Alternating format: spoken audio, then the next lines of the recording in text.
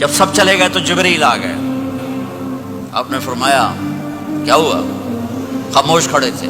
کہ موت کا فرشتہ دروازے پر ہے، اندر آنے کی اجازت چاہتا ہے. اپنے نبی کا مقام دیکھو، موت بھی پوچھ کے آتی ہے. آپ نے کہا آ جائے. آپ کی اجازت پر ملک الموت اندر آئے. اسرائیل کا السلام علیکہ یا رسول اللہ. کہنے لگا آپ پہلی ہستی ہیں میں سلام کر رہا ہوں، میں نے کبھی کسی کو سلام نہیں کیا. کہنے لگا آپ پہلی ہستی ہیں، اللہ نے فرمایا تھا پوچھ کے اندر جانا، بن پوچھے نہ جانا.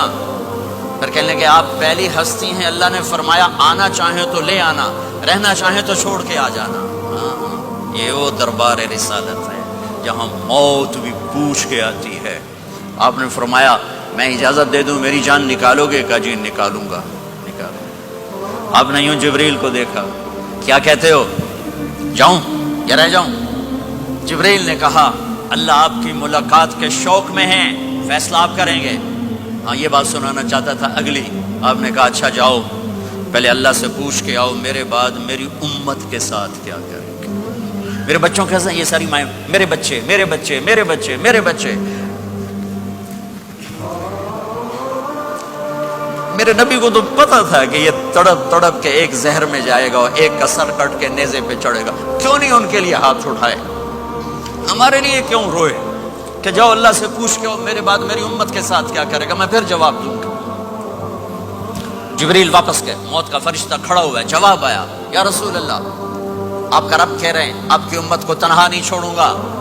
مجھے میرے رب کی قسم جو سن رہا ہے جس نے ہمیں یہاں جمع کیا ہے، سنو میری بات غور سے. اگر میرے نبی یہ سوال نہ اٹھاتے تو آج میں اور آپ بھی بندر خنزیر میں بدل چکے ہوتے. میری اور رب کی کوئی رشتہ داری نہیں ہے. اس امت نے وہ سب کچھ کر دیا جو پہلی امتوں نے کیا، لیکن کون ہے جس نے اصحابوں کو روکا ہوا؟ وہ میرے نبی کے آنسو، میرے نبی کی آہیں، میرے نبی کی دعائیں، میرے نبی کی فریادیں، میرے نبی کی تڑپ، میرے نبی کا رونا، میرے نبی کا پیٹ پہ پتھر باندھنا. اس نے روک دیا. کوئی نبی جاتے ہوئے امت کے لیے نہیں رویا. واحد نبی ہیں جو جاتے ہوئے امت کے لیے روئے، میری امت میری امت میری امت.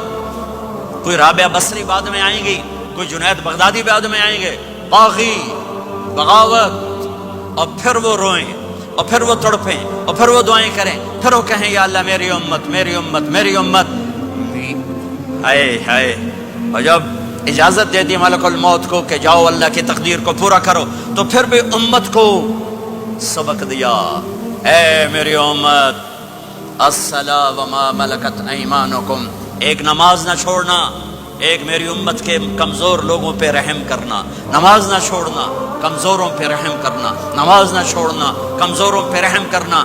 کتنی امت نمازی ہے، کتنے ہیں جو اپنے دولت اللہ دے دے تو اللہ کو یاد رکھتے ہیں اور کمزور کے ساتھ انسانیت والا سلوک کرتے ہیں.